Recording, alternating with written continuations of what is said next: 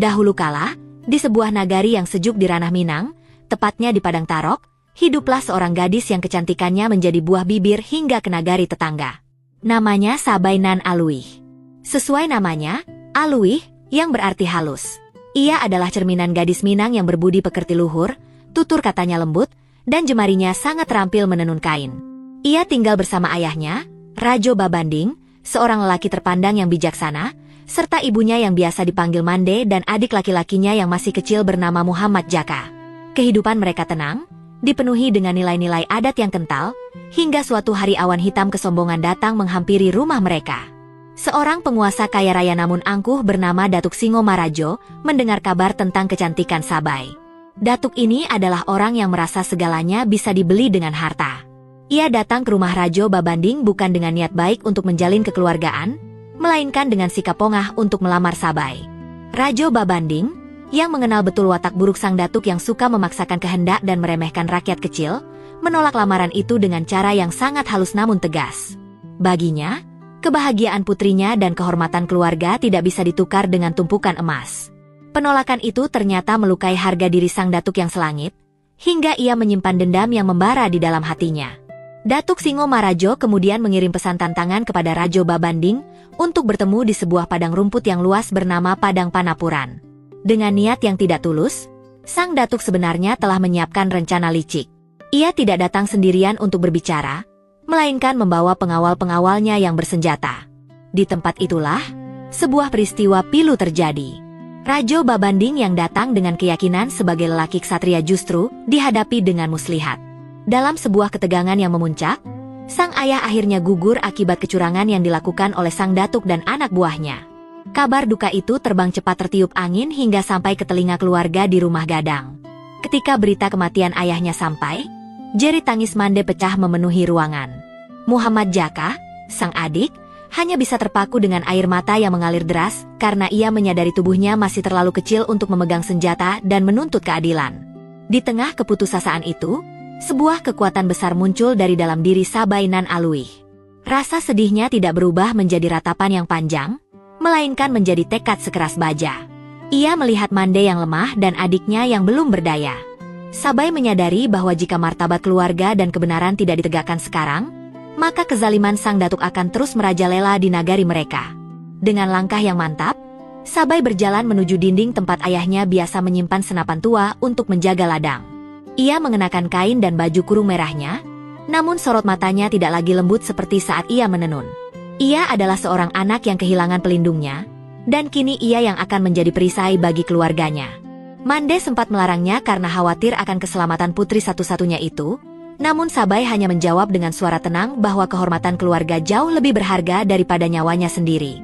Ia pun melangkah keluar rumah, menembus rimbunnya hutan dan perbukitan menuju Padang Panapuran, tempat sang datuk masih merayakan kemenangannya yang curang.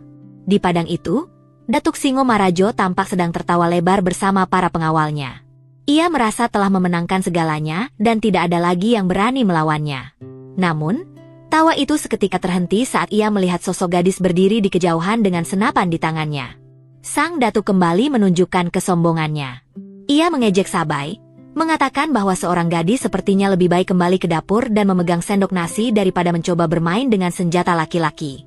Para pengawalnya ikut tertawa, meremehkan keberanian seorang perempuan yang berdiri sendirian di tengah lapangan terbuka itu. Sabai tidak membalas ejekan itu dengan kata-kata. Ia mengatur napasnya dengan teratur, mengingat setiap petuah ayahnya tentang keberanian melawan kezaliman. Baginya, keadilan harus ditegakkan bukan karena rasa benci, tapi karena rasa tanggung jawab.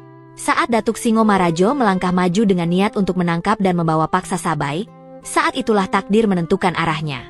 Dengan konsentrasi penuh dan tangan yang tidak gemetar sedikit pun, Sabai membidik tepat ke arah sang datuk. Ia menarik pelatuknya, dan sebuah dentuman keras memecah kesunyian padang rumput tersebut.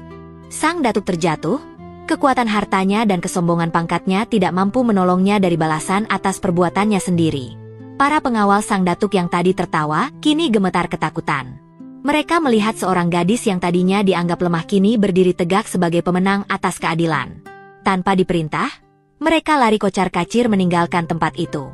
Sabai Nan Aluih menarik napas panjang. Ia menurunkan senapannya dan menatap langit.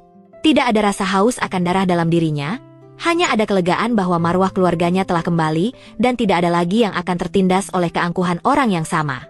Ia pun kembali ke rumah dengan langkah yang tenang, disambut dengan isak tangis haru dari ibu dan adiknya. Sejak saat itu, kisah Sabai Nan Aluih menjadi legenda yang abadi di seluruh Nusantara, khususnya di Tanah Minang. Kisahnya menjadi pengingat bagi semua orang bahwa kelembutan seorang perempuan bukanlah sebuah tanda kelemahan. Di balik tutur kata yang manis dan sifat yang sopan, tersimpan kekuatan besar yang sanggup meruntuhkan keangkuhan jika kehormatan keluarga dan kebenaran diganggu.